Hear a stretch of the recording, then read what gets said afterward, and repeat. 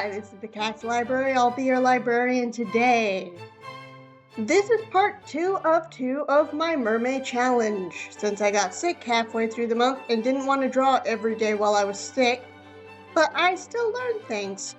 I took one day off because I was really sick. I came back and made a pretty okay drawing the next day, though I lost a few minutes. More on that later. The day after that, I lost most of the recording. It looked like this. I forgot how to recover documents since I lost the footage because my editing software crashed out on me, and I forgot that there was a way to recover these sorts of documents.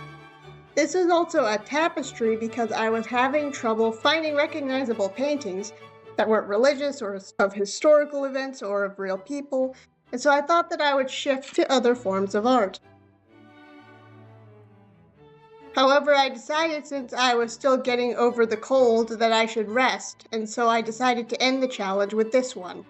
I'm putting him here because I have a good starting and finishing act, and so I'll just show you those now. Engage speed paints!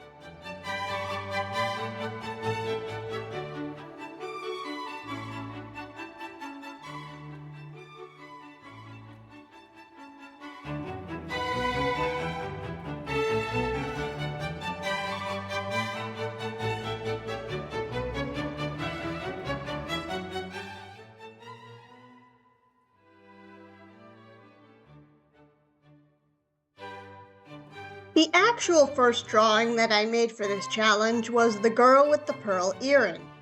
I was a bit more precise with my first sketch this time. I marked out where the clothes folded over each other and indicated where the shadows were going to go. Then I added a tail in the background. I didn't really know what to do with the tail this time around. There were a couple variations that I tried out. I went with curved postures so that it would fit in the frame, since I decided to have a partially submerged mermaid this time around. Looking back, I'm not sure how this works anatomically, since the tail is in the background, but close enough that the spine is likely unnaturally bent in on itself at some point for this pose to work. The shape of the tail was rounded because the painting has a combination of round and square shape language. I think I subconsciously shifted the whole piece a bit more rounded than square except for the headscarf, which was a mistake since the original had a good balance. I managed to get this right with the birth of Venus in the last episode, so I don't know what happened here. The tail could have been a bit squarer, but I wasn't sure how to do that, so the tail looks a bit out of place. I've also found it's more my preference to have longer fins on my mermaids, either that or have them based off of a specific fish. Most of these weren't based off real fish, especially American Gothic. I just like looking at those types of mermaids. These fins are fine, I'm just not quite sure if they fit the style. After the first sketch layer, I turned the background darker and made a rough painting pass. I'm not sure why I did this. The painting passed so early, not the darker color. The darker color was so that I could see the variation in her light skin. It was either to sketch in where the colors were going to go, or to get into the painting as soon as possible. I ended up using it as a type of sketch layer anyway. After that, I put in a final line art layer and reapplied the flat colors. It was actually starting to look good at this point. Then I started shading again. I tried to replicate the analog painting technique by copying the background, setting it to low opacity, and then erasing where the light was going to hit. The erasing technique is pretty fun. Then I did this again on another layer for the soft highlight layer. I need to be more precise with rendering the tail scales, but I wasn't. Next, I drew in the shading for whatever reason, even though I already had shading, but this worked out. I had accidentally desaturated everything, so I added some color back in, and added in colors that hadn't been applied in the first place. I put in the eyes and probably should have stopped here. Then I kept going and going until it was too late and I needed to go to bed. This is not bad, this is unfinished. It might be a little bit bad, I don't know. I gave myself an hour and a half for this when it could have used 5 hours or even more. Don't leave your work until the literal last minute, kids. Another problem is that I don't know how to shade or digitally paint like this. I knew this last thing, and so I limited the drawing to only incorporating the upper body and leaving the tail tip in the background. I have an art style that typically looks okay the whole way through, except for maybe the sketches and places where I mess up and have to go fix it. But with this type of painting, it is extremely difficult not to hit an ugly phase, and I had to end right in the middle of an ugly phase. I'm not sure how well I could have fixed it if I had the time. There have been a few drawings for this challenge that I wasn't completely happy with, and have been tempted to go back and fix for the video. This one probably needs it the most. I'm gonna try to get everything else done and then come back to see if I can do better.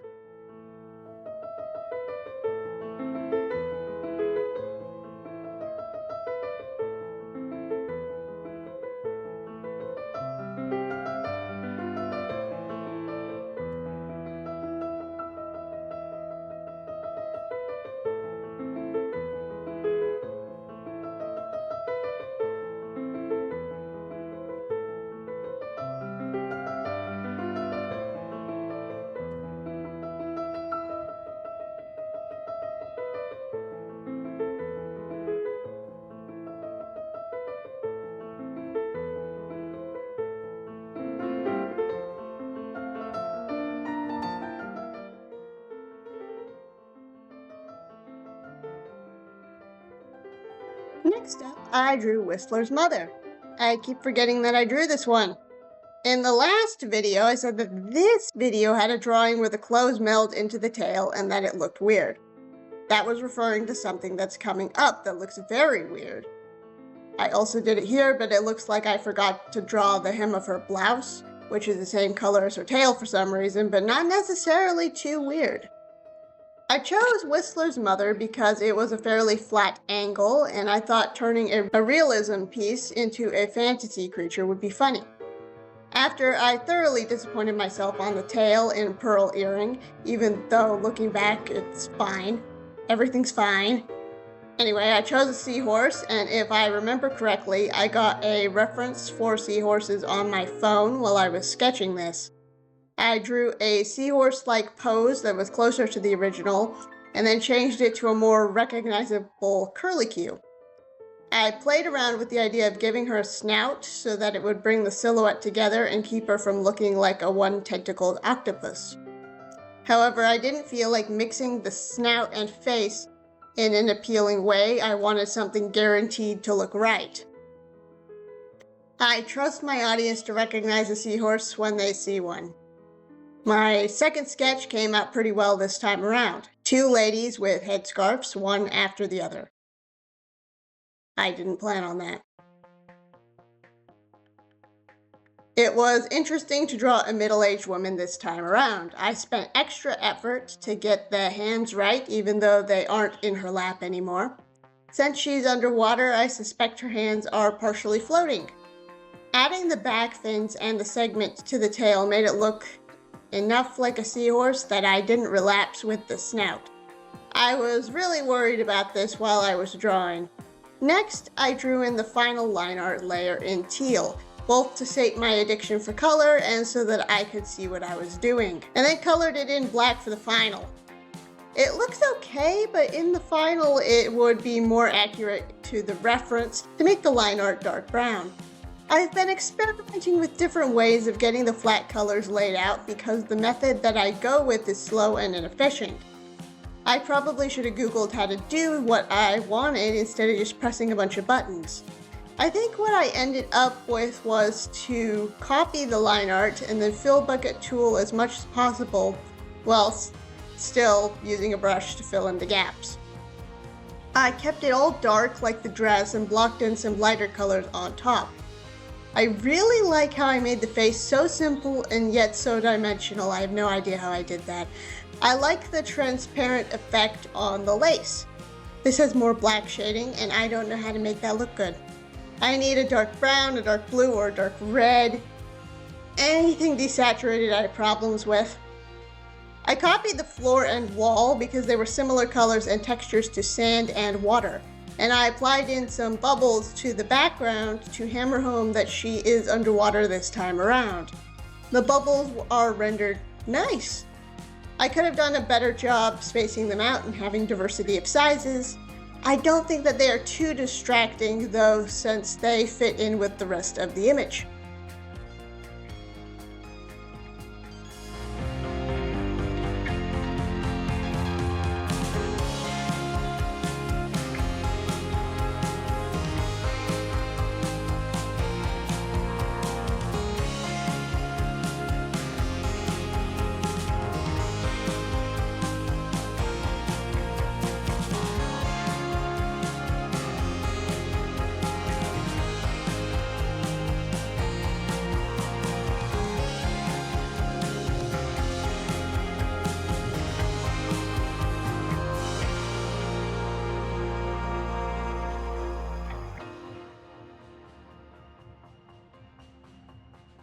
Last video, I interpreted an Egyptian cave painting into a character, and I wanted at least one non-European artwork for this video as well. This is part of the 36 Views of Mount Fuji series, and while the most well-known in the series is the Great Wave, I didn't want to use that one because I was in a good mood, and the Great Wave has a bunch of boats about to capsize. This is the first image that came up besides the Great Wave, and I liked it because it was a springtime image and I was in a springtime mood. I think it might have been sunny out or something. This is a landscape, so a lot of it was up to interpretation. And so I decided to try a bit more of an anime-inspired style. I didn't look up a reference to any specific anime, I just went off memory. For this drawing, I actually time managed well, and so started drawing mid-afternoon, and so had more time to get it the way that I wanted it. I also got it all done in one recording, which is convenient for editing. I mean, I can select multiple recordings and speed them up at one, but I have to type in a number for that. With one recording, I can slide the side of the recording block thing to match up with the audio. And after I wrote the script and began actually editing it down, like in the pre-editing steps, I realized that I had to cut out a couple minutes, so it's actually 2 blocks now. So haha. I tried to make her hair look similar to the trees, and I made her nose a similar shape to the mountain. I also made the fold of her tail a similar shape to the mountain. It's technically the subject, but it's not very prominent in the image, and so I had vague references to it with my mermaid. As always, I made line art after 2 sketches. I am really proud of this second sketch. I thought that it was the line art while I was watching the footage back for the script. I think part of the reason was that I used a thinner brush, and the other is that the lines are smooth and confident. I think that that's what confidence means when it comes to art. The hand was looking pretty crazy, and so I fixed it. It looks nice and anatomically correct. I don't think this is a rude gesture at this angle. It's just supposed to be her balancing, I swear. And I didn't want to go back and change it since that came out so beautifully, and I didn't think that I could get something that nice looking again. I spent a couple colors from the tree for her skin tone and the flower petals for some subtle blush. Her eyes were from the desaturated dark blue of the foothills, and I put a couple shinies in them. I used the gradient in the sky and brought that over into her hair. This probably means that her hair naturally changes colors as it grows out. Her clothes top has a blue ruffle or something, and the rest is green. Her stomach is showing, and then her tail is green again. This was to mimic the foothills and field, and her stomach breaking up the 2 sections of green is supposed to be like the water breaking up the land. Her tail fins are the same color as the vignette at the bottom of the painting. I used minimal shape-based hard shading in this image, but only on the green stuff and the tail fins. Then I used a low opacity round brush and made a bunch of pink dots for a scale texture. I was imagining her on a rock with the wind in her hair, but apparently I didn't draw the rock for whatever reason. I might need to add that in since a lot of these other drawings have at least some background element.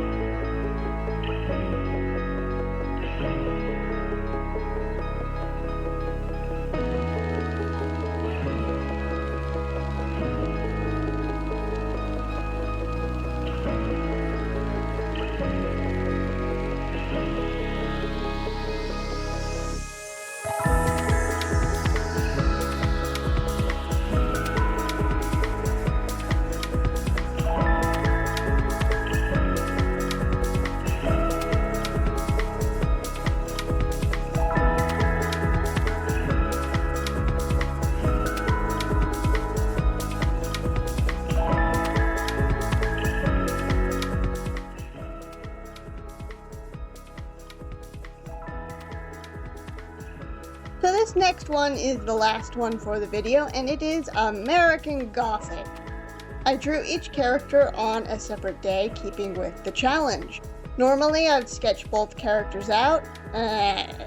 Actually, I think that about half the time I completely finish one character in a drawing before starting the other, and the other half of the time I sketch both, line art both, color both, and so on in order together. I drew the woman first on the day that I was just starting to get a cold, and then the day after that I was very head colded, and so I took the day off.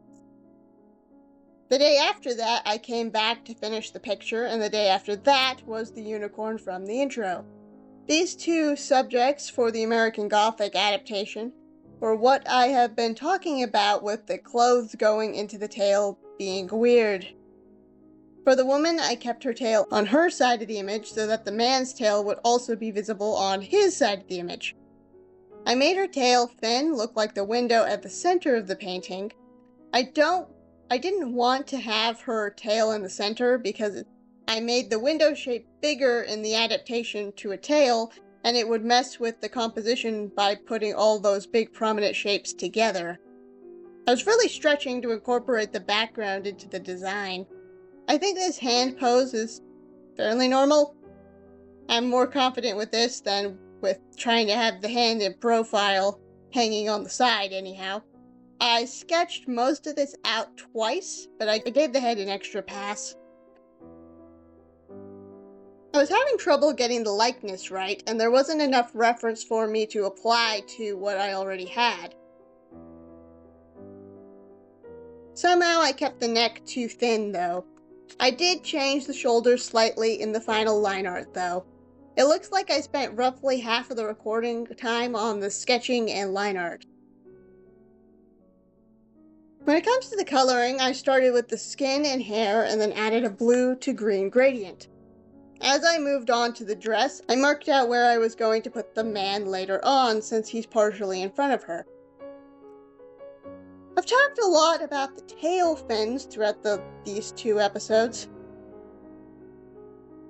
And I think that that's because they are such a personalized aspect to the designs and the part of the design that I'm coming up with all by myself. Anyway, I started out with it as a reverse coloring of the original, where the dark on the tail goes into the veins and the skin was white. But then I changed it to be more like the reference and had a bit of a blur as the tail went into the fin. There are two default brushes in Photoshop that make halftones, and they are slightly different. I found out that if I use both of these, they can make a pattern very similar to the lady's dress. It also works well as a type of scale texture. I had one shading layer and one highlight layer, probably because it was too late again, and I finished up by coloring in her eyes and lightening the line art around her face.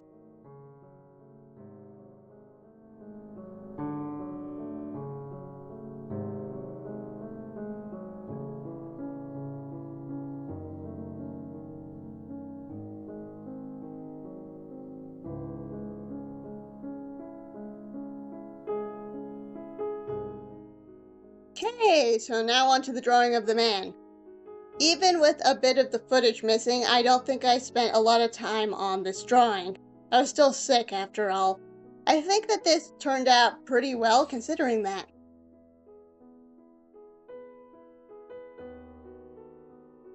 I started the first sketch with the arm that overlaps with the previous drawing.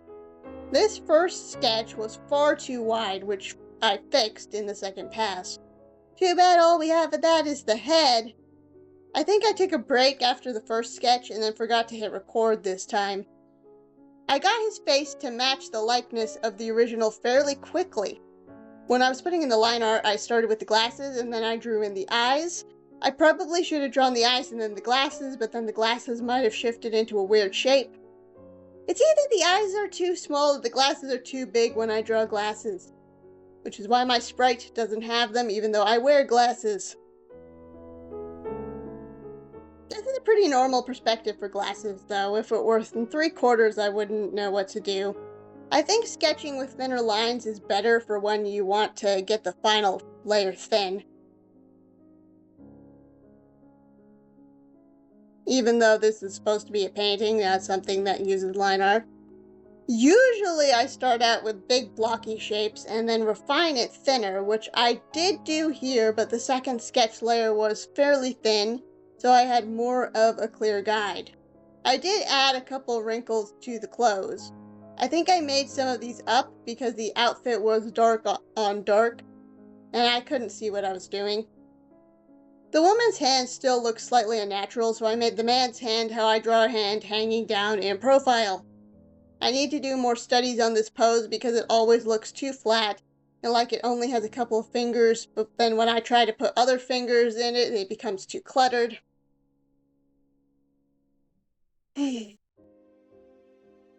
Since the woman had the window adapted into her tail, I adapted the shed into the man's tail. I could have made this more of an abstract reference than a literal one because this just looks like a building and not like a tail at all. I was still tired from the day I spent entirely on the couch half asleep with my cold the day before when I drew this, but I planned out the shed being the tail when I drew the woman half of this drawing 2 days before. And because I designed the tails like this, that this picture became my favorite of the video. American Gothic is a realism piece, and I adapted it realistically. I colored in the skin first, so that the layer would be behind the clothes. Everything was colored pretty flat, with little to no gradients this time around. The shading and highlights in this drawing turned out beautifully. I did add some half tones to the tail to give it more of a denim/scaly texture. I also tried to make a scale texture with the shading pass, but this just looks like spots. I tried to make the metal on the pitchfork especially shiny.